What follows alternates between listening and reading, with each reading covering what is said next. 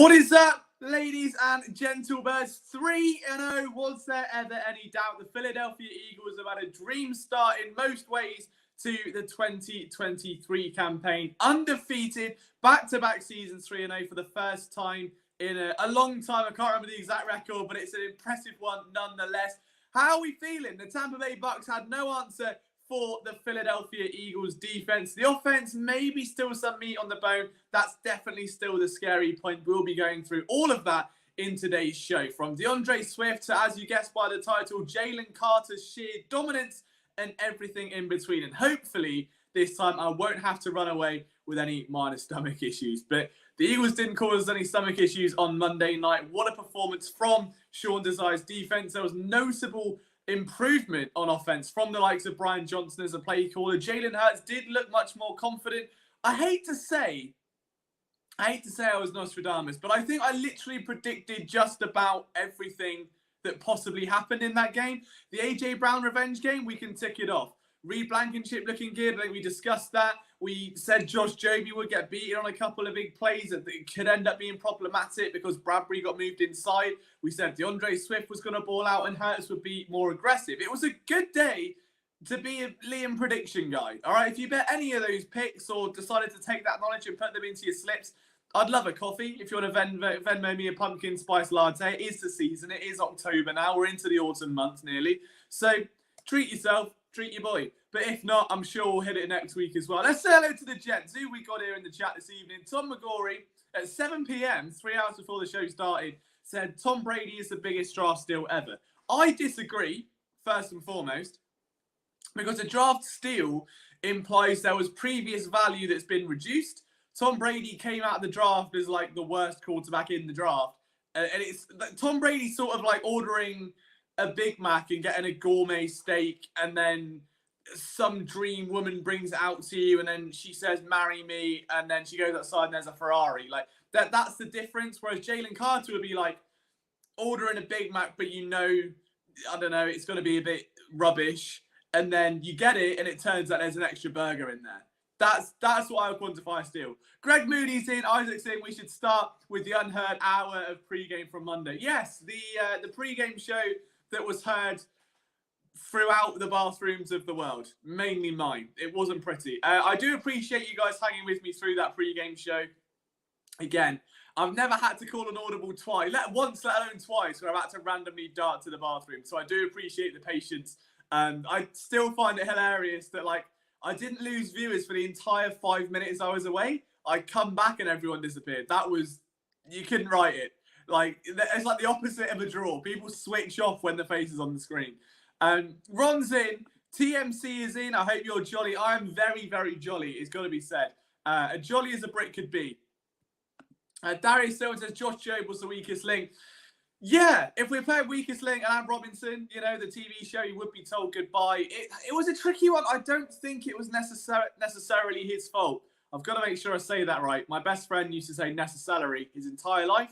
And you start saying it as a joke, and then all of a sudden you're in a business meeting and you start trying to say not necessarily. Doesn't go down well. I've been there, not pretty.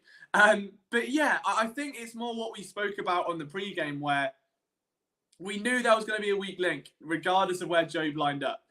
I had a genuine feeling that moving Bradbury inside was going to be problematic because they're going to move Chris Godwin, they're going to move Mike Evans, and it's easy. I think it was like, I don't want to name the reporter in case I get it wrong, but one of the big Eagles guys came out and said that they've moved him inside so that he can take up Chris Godwin. And it's like, the NFL doesn't work like that.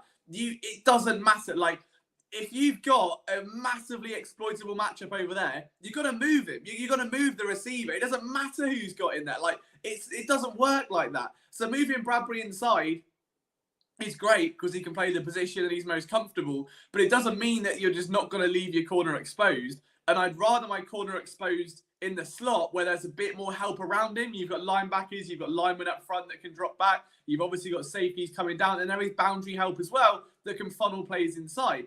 If you're on a boundary on your own and you're on an island, it's a very different ball game. And I think that may have been a mistake.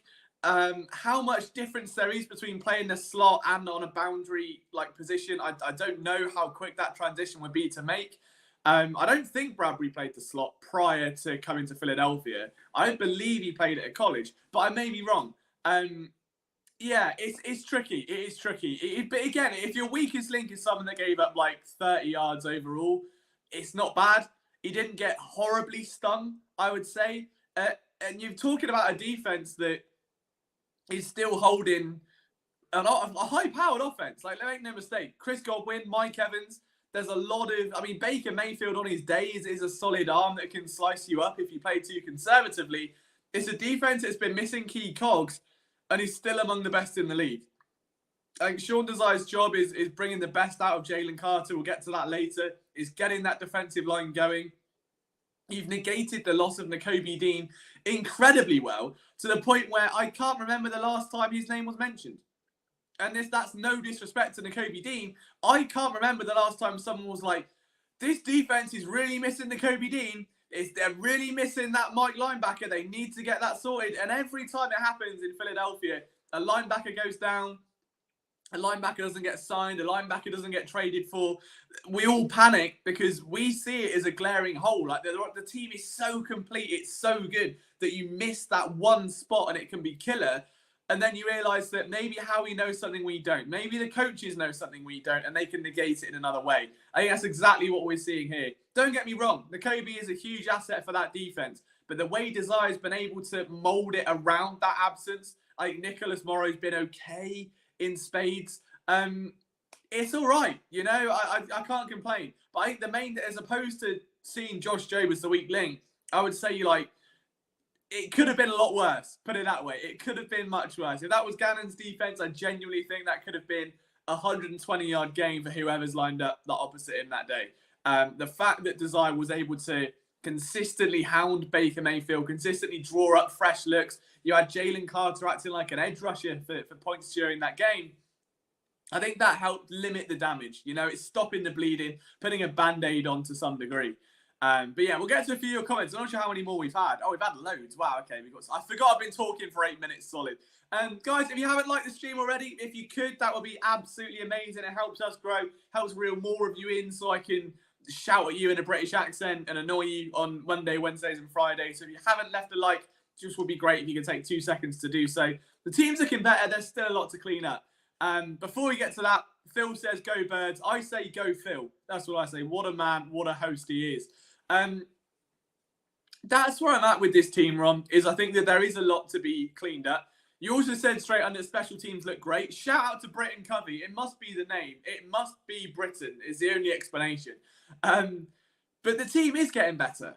And the scary part is, like, they're nowhere near 100%. I don't want to say we saw the Eagles at their very best last year, but is it far-fetched to say they were?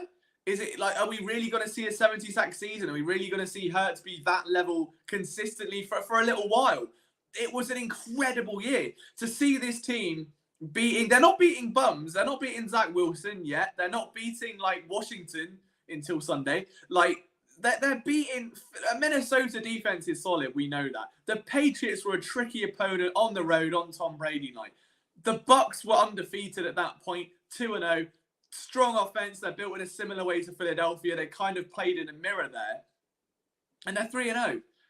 And that's the scary thing. Like, if they'd started out slow and they were 1-2 or they were 2-1, there might be some more reason for concern. There might be a bit more pressure and a bit more questioning of someone like Jalen Hurts or Brian Johnson. But the fact is, they're 3-0.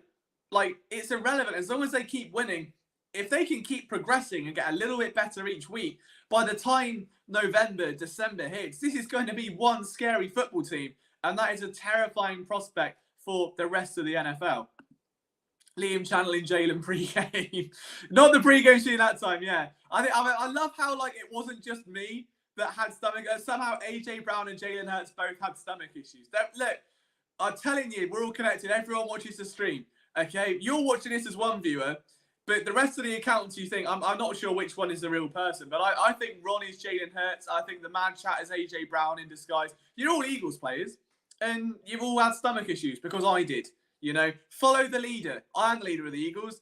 I'm there battling through adversity on a toilet while a live stream's up and everyone coming in going, where's Liam? And they're like, well, you know, he was on about an explosive offense, and then he got offended and exploded. It was just a chaotic day.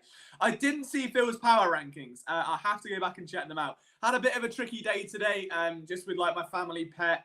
Had a little bit of a problem with him, so I had to make sure it was all okay. But we're all good, nothing to worry about. But I just meant I missed the breakfast show because not the breakfast show, sorry, trending in the AM because of it.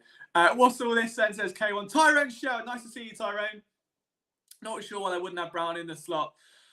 I tell you what, I agree with that, Tyrone. If there was someone I would put in the slot, I would put Brown there. But then Brown did come into the game later and made one hell of a play, didn't he? Like, what an impact Sidney Brown had. Opportunity comes up, Justin Evans goes down, straight in, without even thinking, makes an impact play to break up a pass. Like, it's not the first time he's done it. We all saw the special teams play in week 1. Sidney Brown is a baller. He's going to be an asset for this team massively. I wrote pre-season and back along that I genuinely think he's going to play like a star role on this defense in that Tyrann Mathieu kind of versatile lineup, matchup dependent wherever, in the box, over the top, in the slot, at wide out if you need him. I think he's got that ability. I don't know if he's got it now. Maybe they're just trying to slowly ramp him up and get him up to speed there. Like, realistically, there isn't a ton of competition at safety. He should be able to carve out a role pretty comfortably. It's just whether or not that comes now, comes due to injury, comes because of production. Like, we don't know. But I would 100% agree. I think Brown, I'd much rather have Bradbury outside and Sidney Brown in the slot. Now, Brown is a bit stiff as an athlete. He's not the most fluid, but he's very quick. He's very aggressive. That can be problematic, I think, when it comes to like tackling tight ends. If you're going to maybe come down or break down on something and you miss, maybe that's the worry, that Bradbury is a bit more composed, a more, all-round corner, an all-pro corner, someone at the peak of his game, whereas Brown maybe has a lot to learn at that level technique-wise that may hold him back, and that could be exploited for bigger games. So it could be that, but I would definitely back that Tyrone for sure. We are getting through your comments. I mean, you guys are flying, absolutely flying with the comment right now. So I promise we'll get through there. We're marching our way down. Davis, Carter, and Cox will face 3 O-line ranks under 18th the next 3 games. Over 3.5 sacks for Carter. All right, let's talk Jalen Carter. Let's move in. No Pro Sports is in. I promise I'm trying to get through as quick as I can to you guys. We'll quickly touch on Jalen Carter. We'll bring up a sexy graphic. I am very far behind, aren't I? John Secunda is in. I agree with that as well, with that experiment. Right.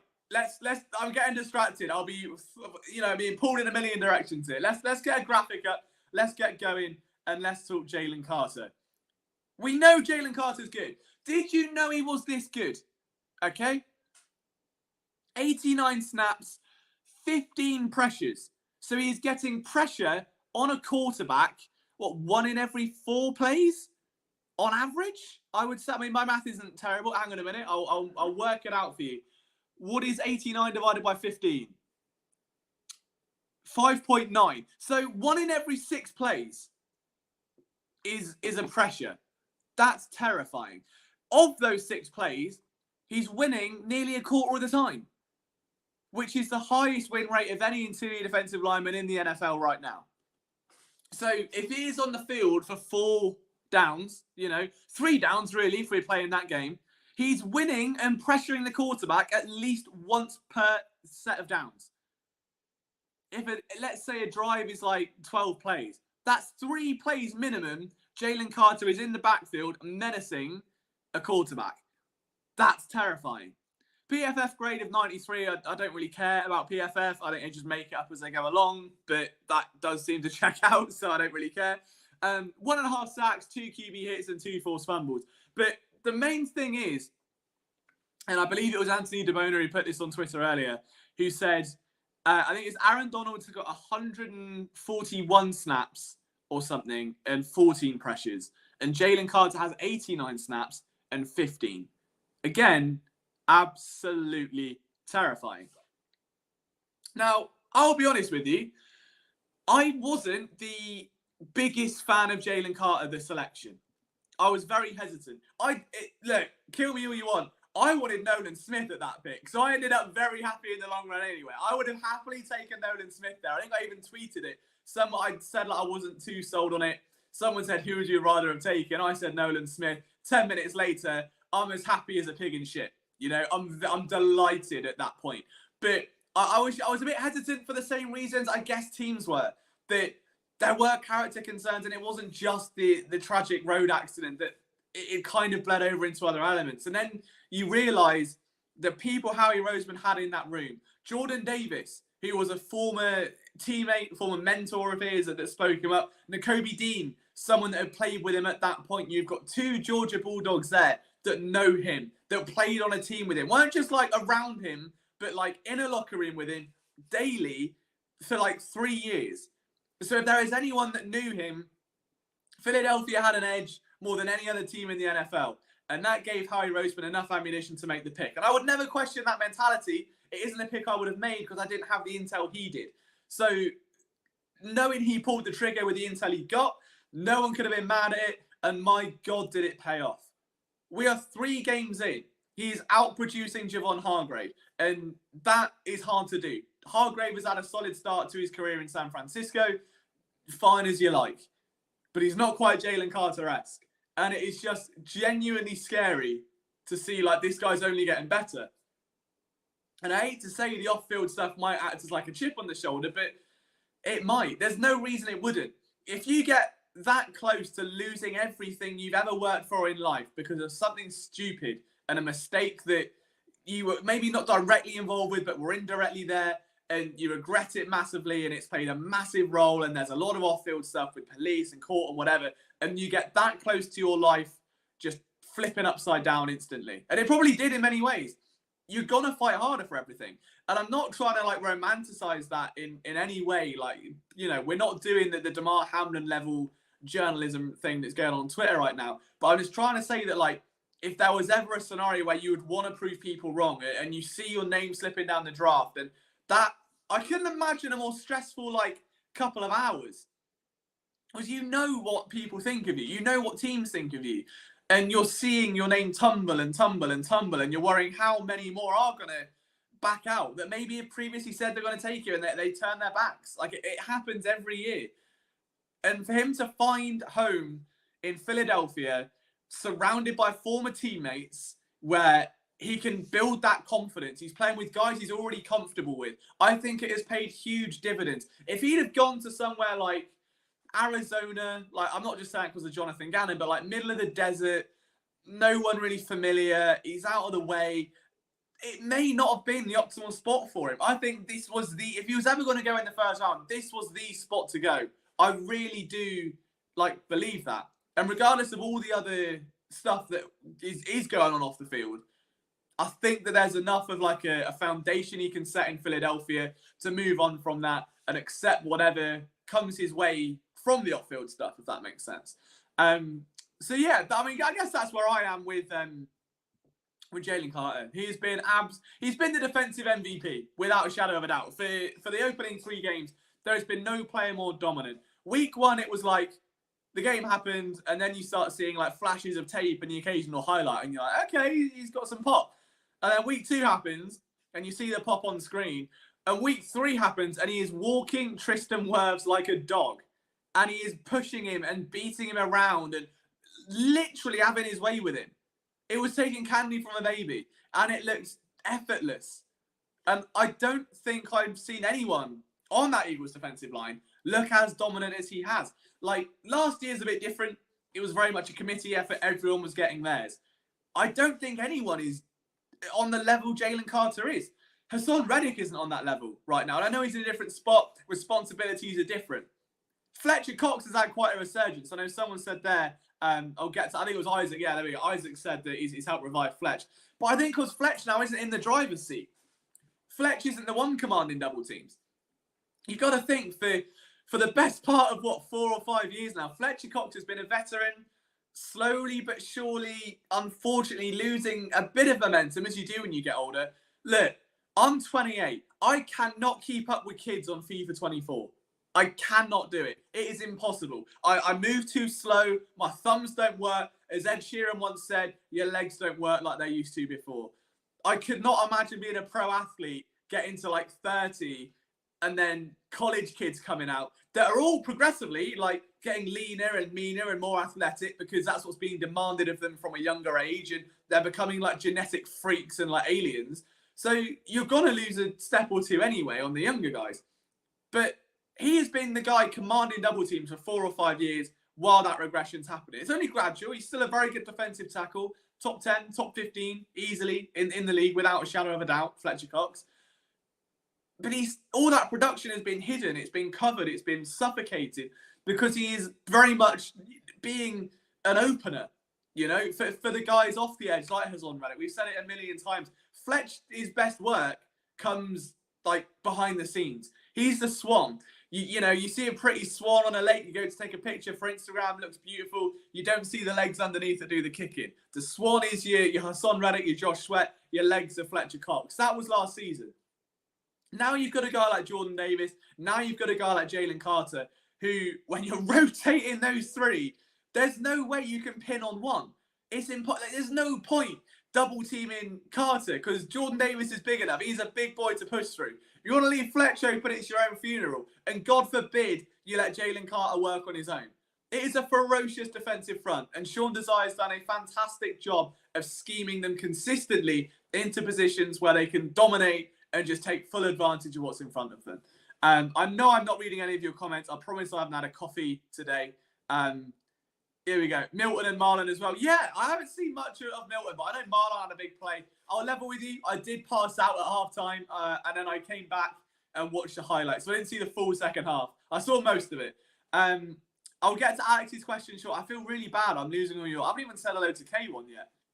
Hello, K1. He's trying not to get to his head. Basically because not said hello to him. I think that was sort of there. Am I looking for any more podcasters, Steve?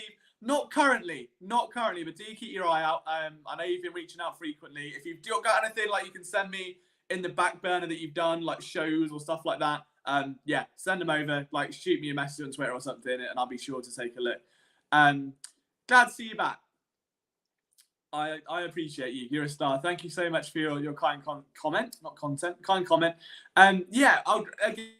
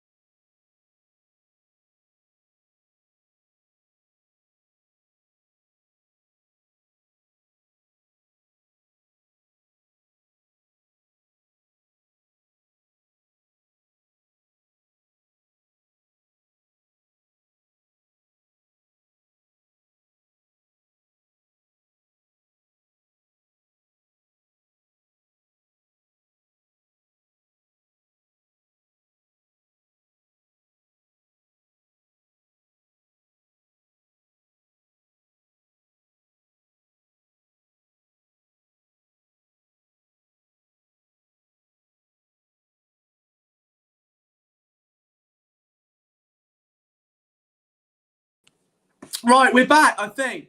I'm amazed at, wow, do you know what? Shout out StreamYard. That's wild. I genuinely thought the stream would like collapse and just not work and give up.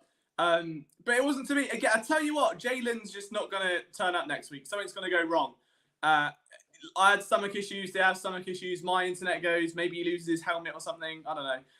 But thank you for being patient. This is so annoying. It's been really bad, like, all week. And I was hoping it might just, like, hang on for an hour. Beggars can't be choosers. I'm not really sure what the issue is, but we have got, like, really bad storms over here at the minute. So it could just be that. But, yeah, sorry. Appreciate you all for hanging on so much. Let's have a look what we missed for... Nice graphic, though. Liam's internet now is fires in the gut. It's gone tits up again. That's the brand. That's the brand for the stream right there. That's what we do. Let's get to Alex's question. Let's go back with a bang. You may have been asked this already. What do you think our biggest need is on defense, and do you see Howie making a move before the deadline?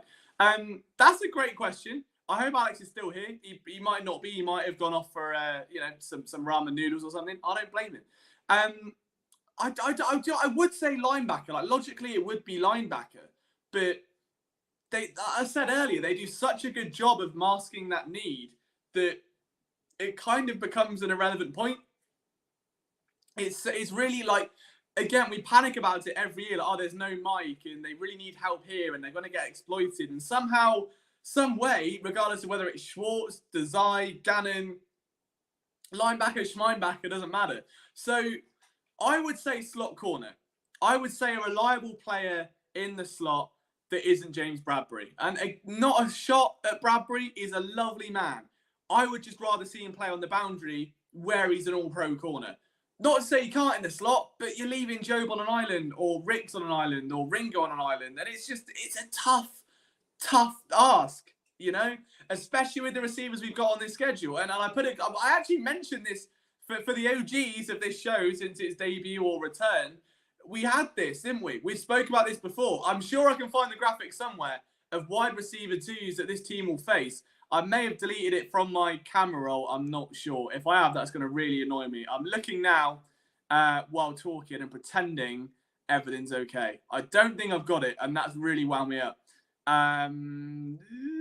Yeah, I don't know. I think I might have deleted it slightly. Either way, it's a lot of good names. It's a lot of big names. So I would rather see someone come in at slot corner. But then again, who do you get?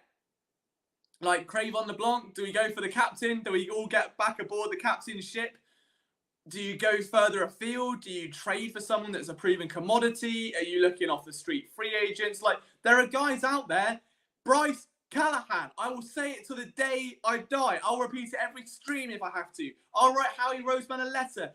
I'm in England. I'll do carrier pigeon. I'll go Harry Potter on his ass. I'll do whatever it takes to get that man in Philadelphia. I will find the Bryce Callahan graphic because, oh boy, I've got plenty of those, I hope.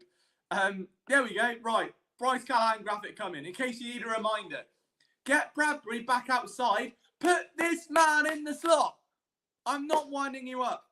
He played for Vic Fangio for 6 whole seasons. 2 in Denver, 4 in Chicago, where he overlapped with one Sean Desai. Get him in the slot.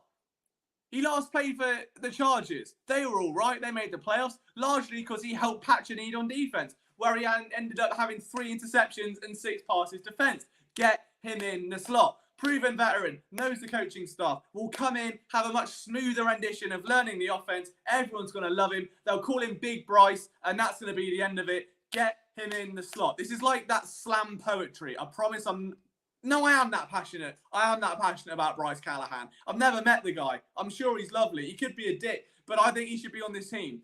Get Bradbury back outside and get someone in like Bryce Callahan who has affiliation with the coaching staff, who knows Sean Desai, who's played in a similar system, has thrived in it most of his career, and will likely do it again on a 1-year deal because it's cheap. He doesn't have a team. It doesn't matter if he's bad because he's got enough. As we know, worst case scenario, Bradbury shuffles inside, Job shuffles outside, and it's the same anyway. But there you go, Alex. You've made me an angry man. That's your fault. I need therapy now. Brilliant. But no, that's who I would go. I think that would be my go-to. Bryce Callahan in the slot. Push Jamesy back outside. I think you're golden. There's not really much you could change on this defense at that point. Ronta's a box safety or a slot corner. Sidney Brown can also be both of them, as we established earlier, for sure. I think talent-wise, the Eagles are in good shape. They just need to execute better. It takes time to get better at the scheme.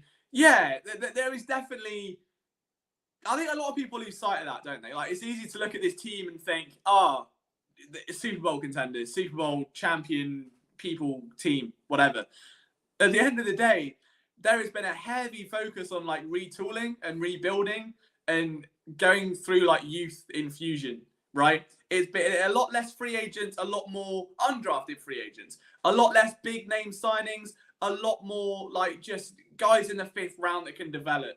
There's been a real focus on getting draft capital so you can have multiple first-round picks and leverage them to get more impact players. And because of that, you are young. Even the offensive line. Let's not forget that. The offensive line. Cam Jenkins has not put a foot wrong, I don't think. He's probably been one of the more stable offensive linemen. Kelsey, Jenkins, and Dickerson have all had strong starts to the year, I would argue. Dickerson, we know he was great last year, but it's tricky when you've like shuffled over now. Jenkins on the other side was a centre, now moved to guard.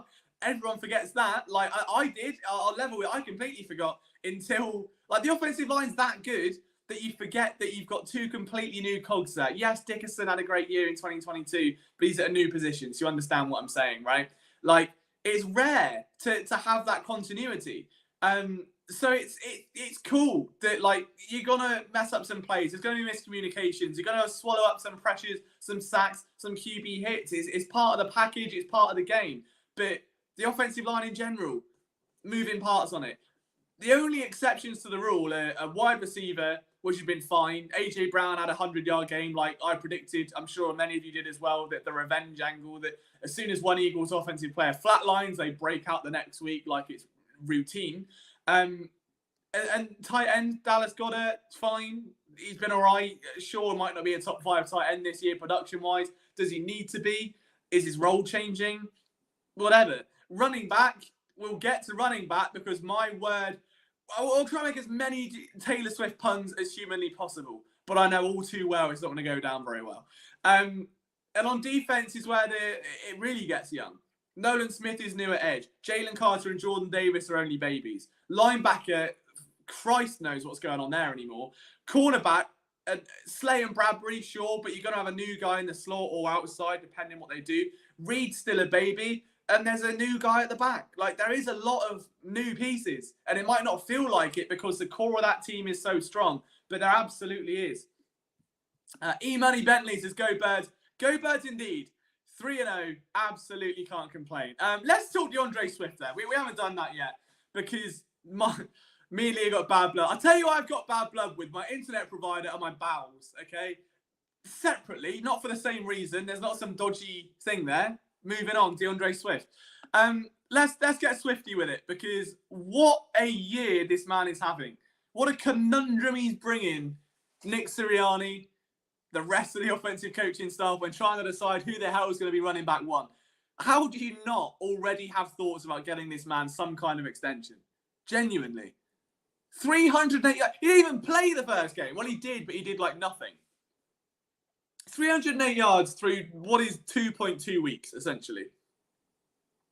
6.8 yards per attempt. That's nuts. Like, do you understand how good that is? Like, yards per rush. Like, put it... I can't put it into words. I'm fumbling the bag here, okay? 6.8 yards per attempt. So if a drive is first down, on average, you give him the ball, it's 2nd and 3. That's the level of, like, success we're talking about here, on average. He is already 300 yards behind his career best. He's got half of his career best total in 3 weeks. Half of it. Like it's nothing.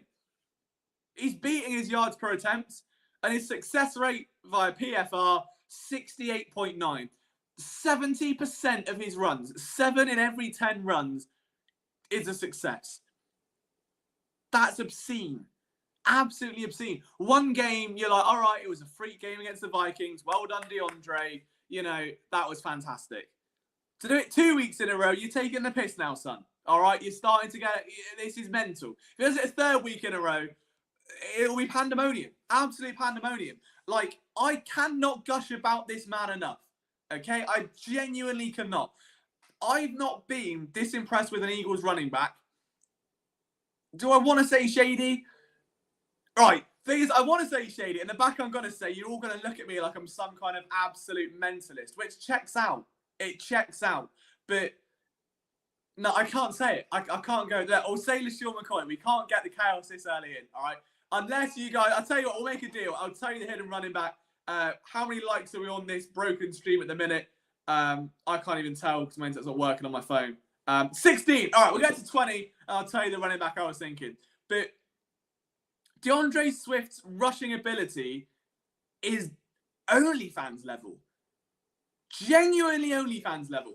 I've not seen a running back with the vision, the discipline, the patience he has. It is like if Miles Sanders was good at football. And it's not that Miles Sanders is bad. It's just that he didn't develop. I'm not a Miles Sanders hater, but I'm definitely not a Miles Sanders truther. I was happy when they let him go. Because he didn't develop. He didn't do anything.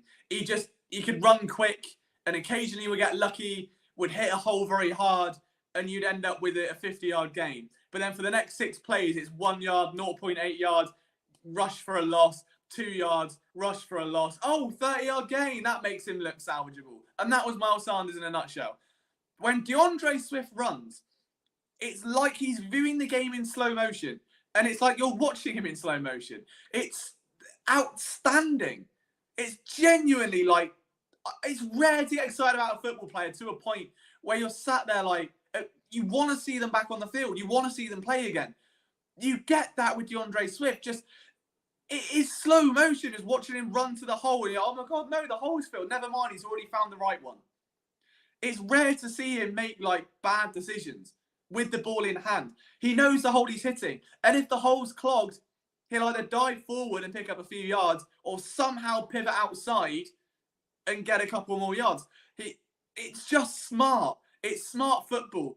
He's got all the skill you could want. He's got all the electricity, all the burst, all the explosiveness, all the assertiveness you could want, but he knows what to do with it. Okay? Miles Sanders is like me in the kitchen. I have all the ingredients. I'll go on TikTok and I'll see some Irish guy tell me, if you love chicken wings, you'll love these barbecue air fryer chicken wings.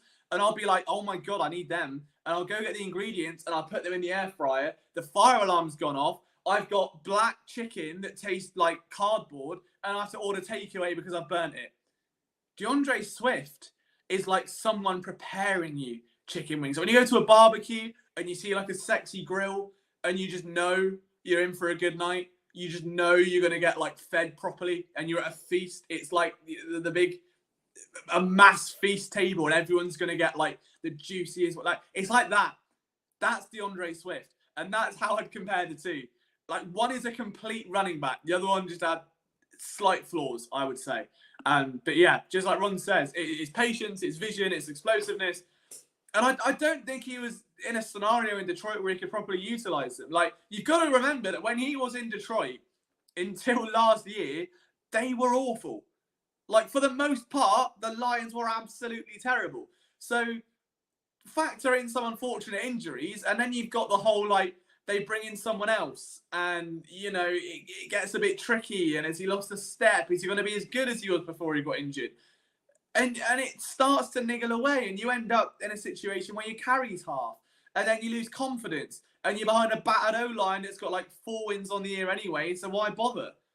And now you've got a change of scenery, a back that's healthy behind a dominant offensive line, and is confident. And he's rushing with confidence. And you can he glides like a gazelle. Like, there is so much just smoothness. He's like Devontae Smith as a running back. Everything is controlled. There's no wasted movement. There's no hesitation. Everything is just as he means it, when he means it, how he means it. It is a joy to watch. And the Eagles are very lucky to have him. Very, very lucky to have him. I'm so tired of Eagles running back to run into the back of the offensive line or get antsy or in for the hole. Miles Sanders, that was all he did. Run to the hole. There could be a hole, and he'd run outside anyway.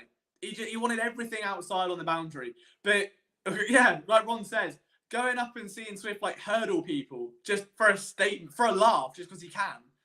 It's crazy. It is genuinely crazy. We're 40 minutes into the show, guys. I'm just checking the live total so I can maybe drop the running back I was thinking of on you. Maybe we're on 17 with 3 away.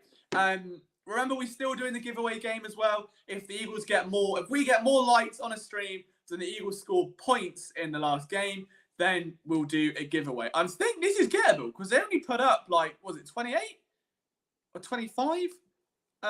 What was it?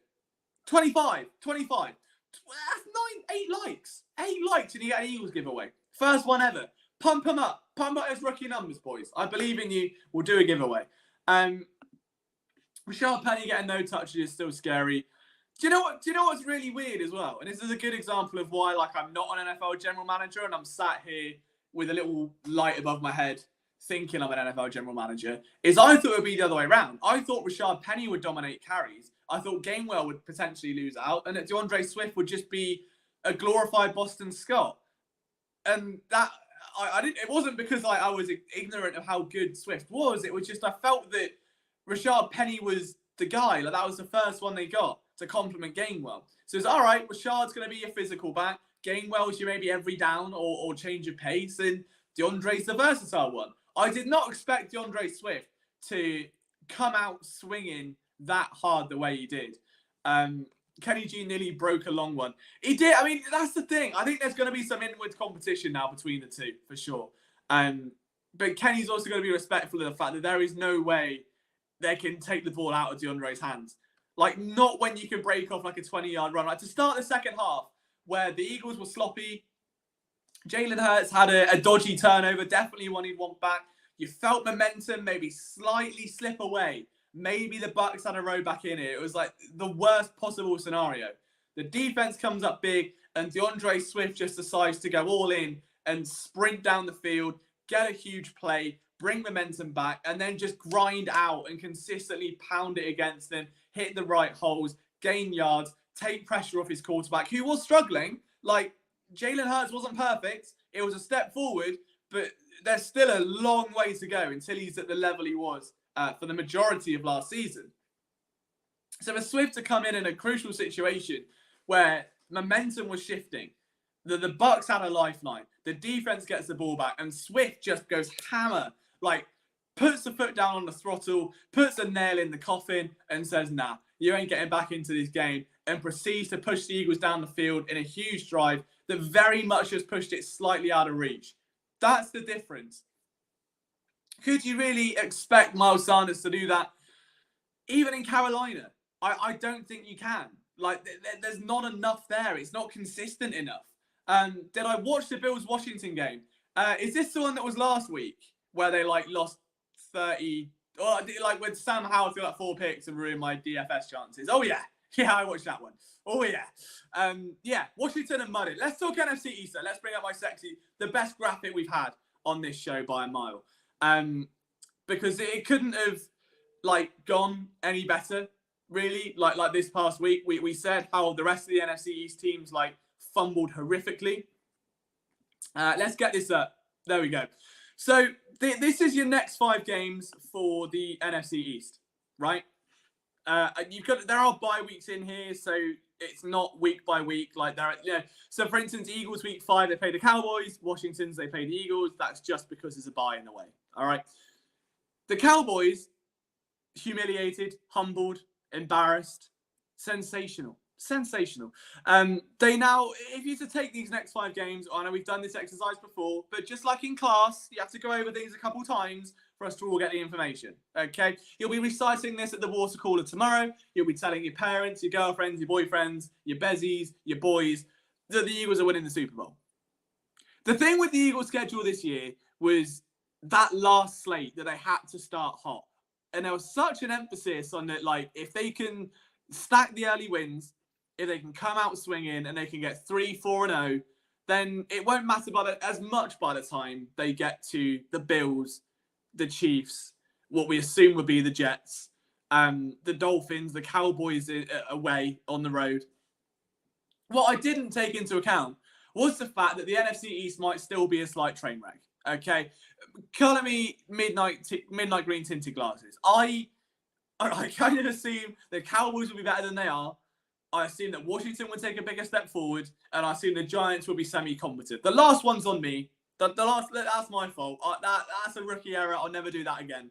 But the other teams, at least, I figured would be in the mix by now.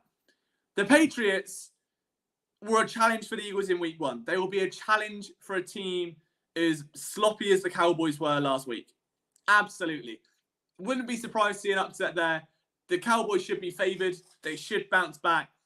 It's not definite, okay? The Niners should smash the Cowboys. The Chargers, regardless of what they're lacking offensively, I think will be in desperation mode by that point. They're at home.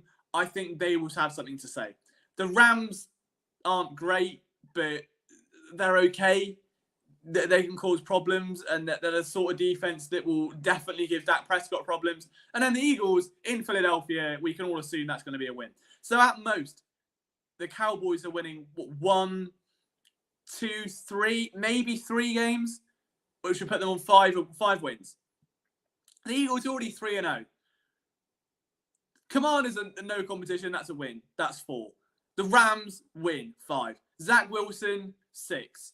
Dolphins at home could be a loss. I think the Dolphins are the best team in the league right now. I'd love to see a win, especially at home. But I wouldn't be surprised if that's the first loss. Then the Cowboys at home, they'll be 7. They'll be 2 games clear of Dallas by that point.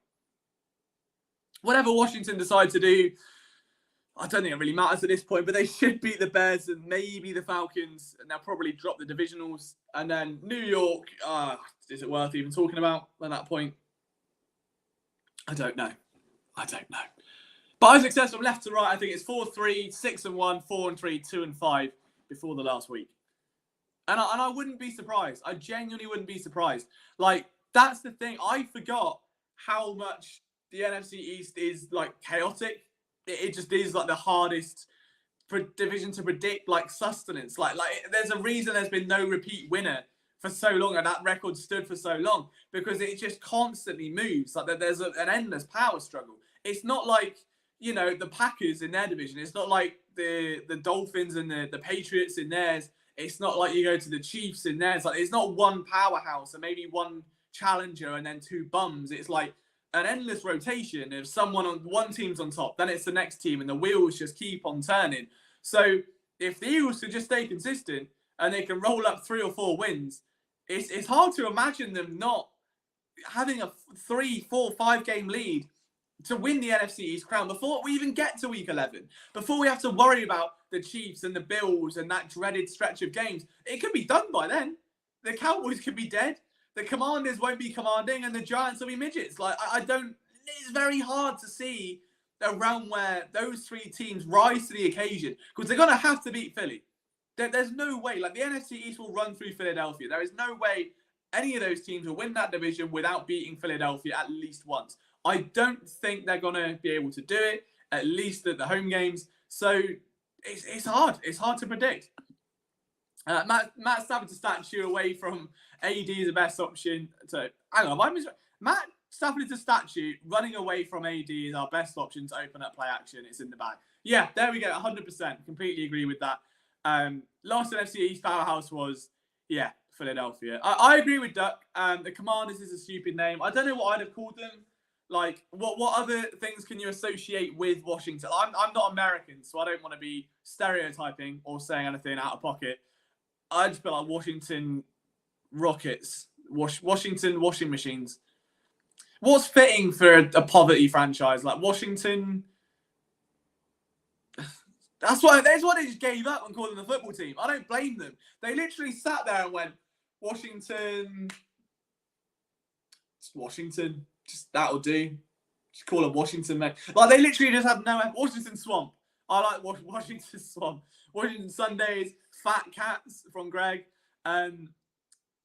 Washington President. Yeah, but that would make them like presidential. And I don't think they're anywhere remotely near presidential. It's more like Washington. I mean, the Washington Capitals, like, with an O instead of an A, maybe. Like, it works in the NHL. I don't know why it can't here.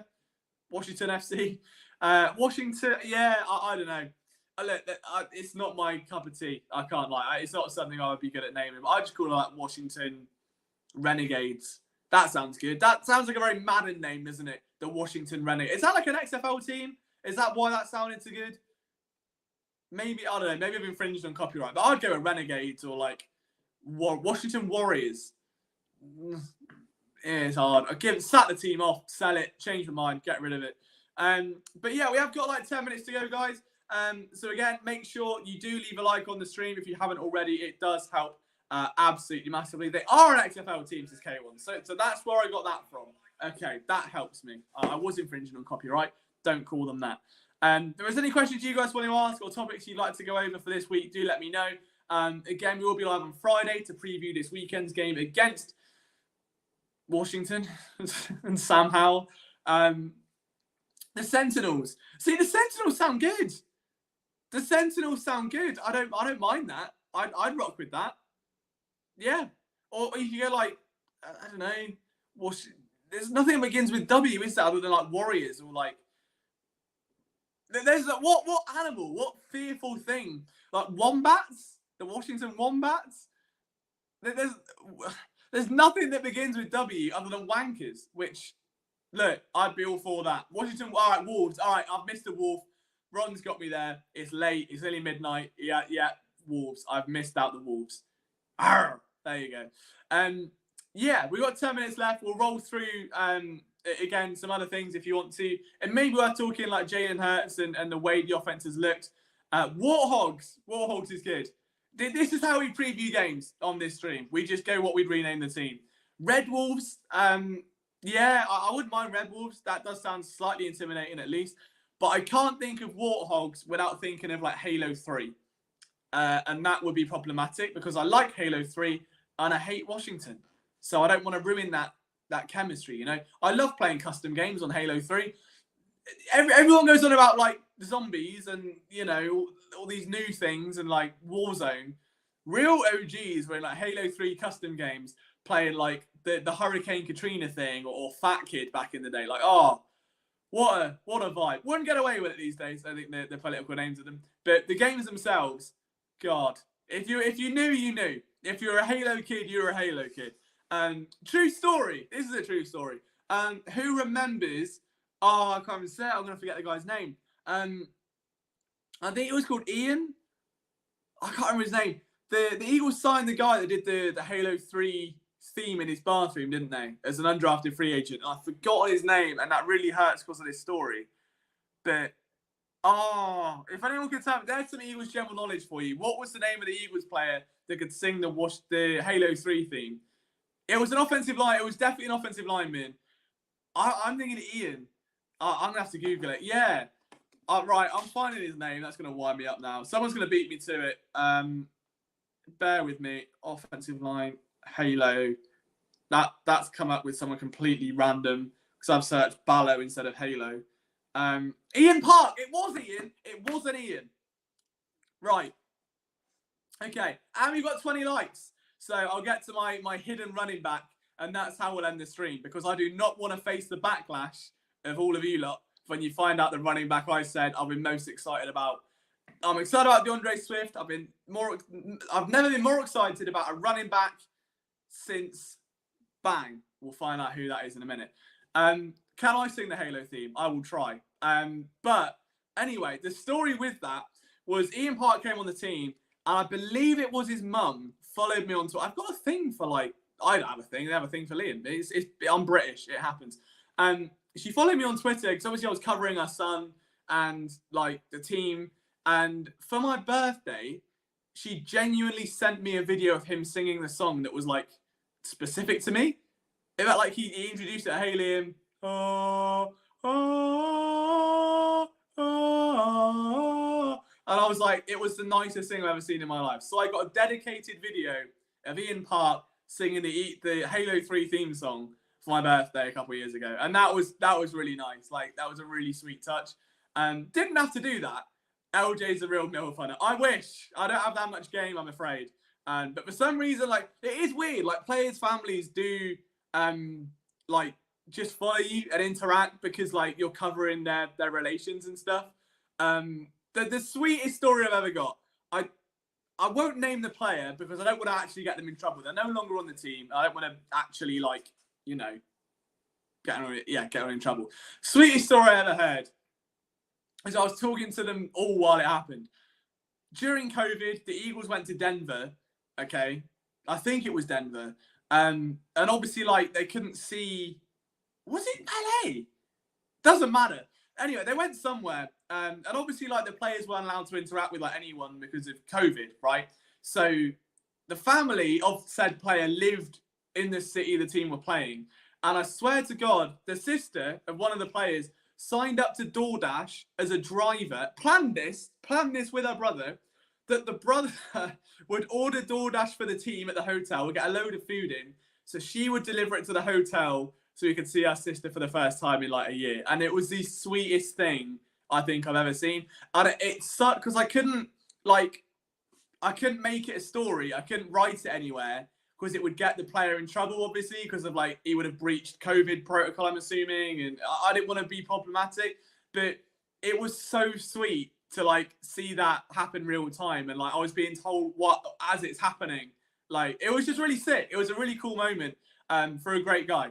So yeah, I can't say who, but it was a very sweet story. And we love wholesome Eagles content on this stream, don't we? We do love wholesome Eagles content. Liam does seem to know what every player's mum. What's up with that?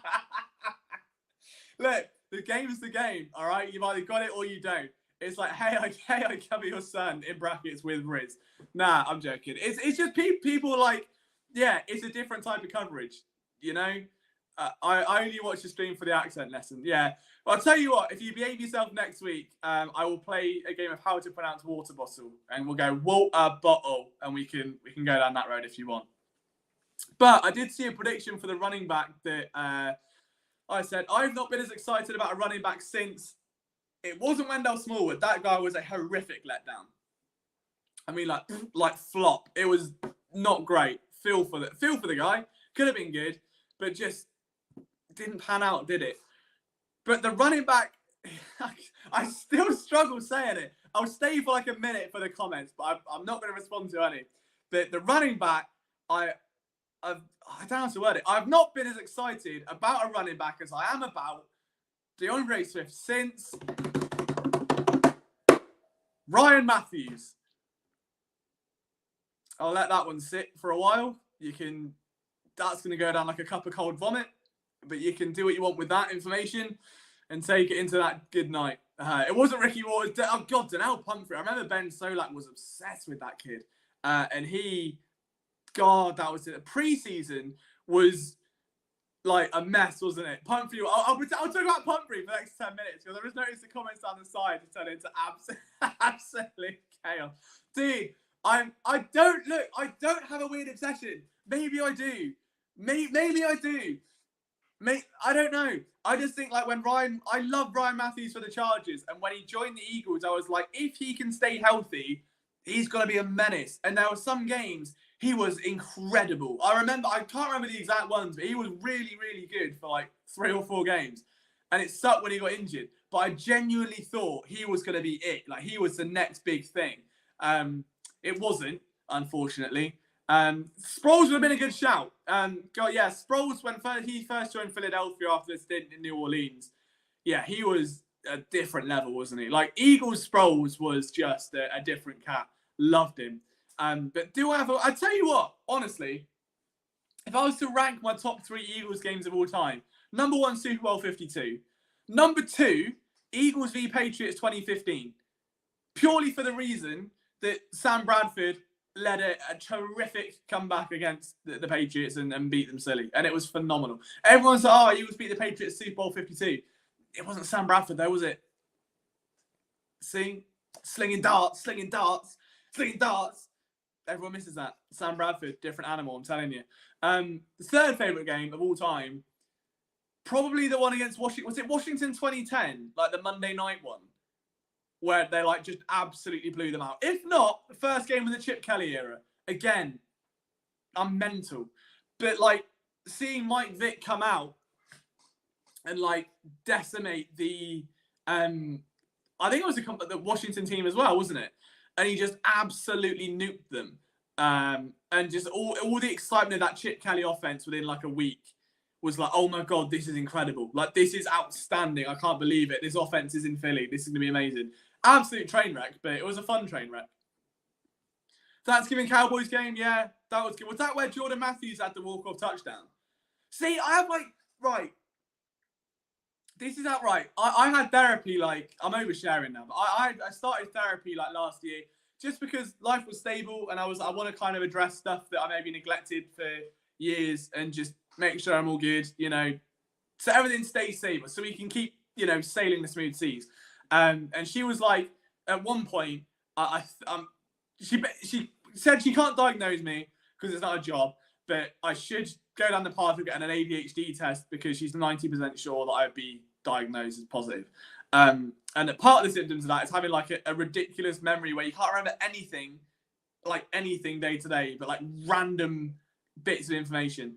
That game's one of them. I don't know, as a kid, I could name the entire Formula One. I was a 4-year-old kid and I could name the entire Formula One grid. And it's cool because I can hyper focus. And I think that's why PSN was successful. I know I'm very much having a therapy session with you guys now, but you know what? It is what it is. But yeah, I can hyper focus and I get so obsessed with my work and wanting to be the best I can. And that's also what sort of scared me of coming back was that I was I don't think I could do it the best I could do. Yeah, I know that was the worry, is I don't want to misput a label, but it did explain a lot from when I was younger and growing up and stuff, and about habits and the way I am and things like that. So I don't know, we'll see. I'll definitely go down that path when I don't know, there's a long waiting list. Our health service is very backed up at the minute, unless you want to go private, which I'd rather not. I'm not that bothered about it. It's not going to change my life massively if I have it or don't.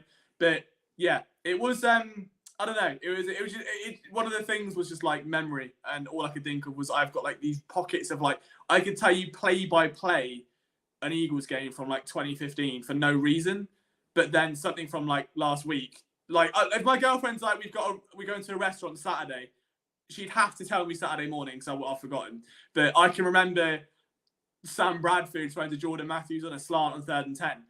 That, I don't know, maybe it's just me. Who knows? That is true. Yeah, I mean, you guys have had a lot of words about me. We'll go there for sure. I was told the NHS we got hundreds of £1 million.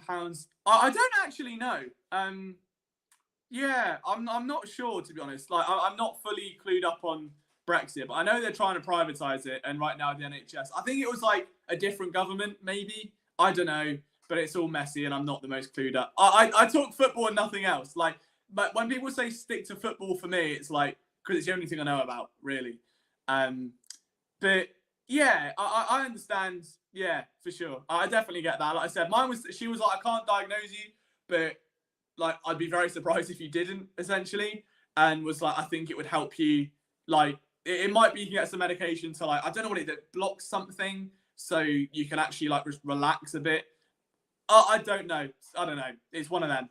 It wouldn't change my life much either way. All I know is, do I have a slight obsession with the 2015 Eagles for no reason? Maybe. Who knows? But at least you guys now have we can have a group therapy session about the Eagles. And look, and all things serious as well. I'm more than happy to talk about, I don't know, me and my life and journey and mental health and stuff, because it is important, I think, to talk about a lot of it. I know a lot of people don't. What's up, NFL Reality Check? How are you? Reality, that's a good name, just for a convenient timing there.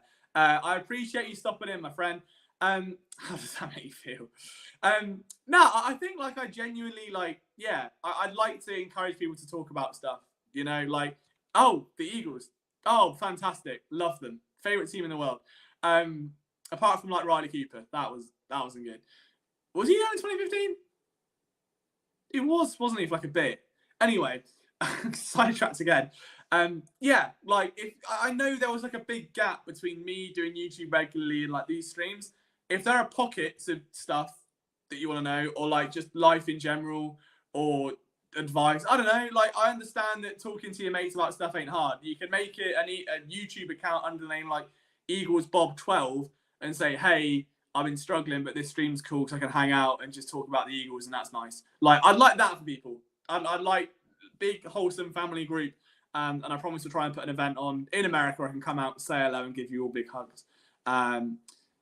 Ah, you're a star. I appreciate you. Thank you for stopping by. That's really kind of you. And on that wholesome note, before I do end up into a therapy session about me or the 2015 Eagles, it's a coin flip at this point. Thanks for hanging out. I know we lost our internet earlier on, so I will quickly wrap it up before it goes again. But I really do appreciate you guys coming into this stream, recapping Monday night's win. 3-0. We now look forward to Friday, where we're going to be able to go straight into previewing the Washington whatevers, Sam Howell's downfall, and what could be a very good day at the office for the Eagles defensive line. Guys, make sure you go and say hello to Phil tomorrow in Trending in the AM. My name's Liam Jenkins. If you want to follow me on Twitter, it's at Liam Jenkins PSN. If you haven't already left a like, it would be amazing if you could, just because it helps us grow the stream and get more of you guys into this therapeutic Eagles chaos fun. Enjoy your evening. If you're watching AEW in an hour like me, have fun. If not, I will see you Friday night. Take care and go Birds. Don't know where the outro is.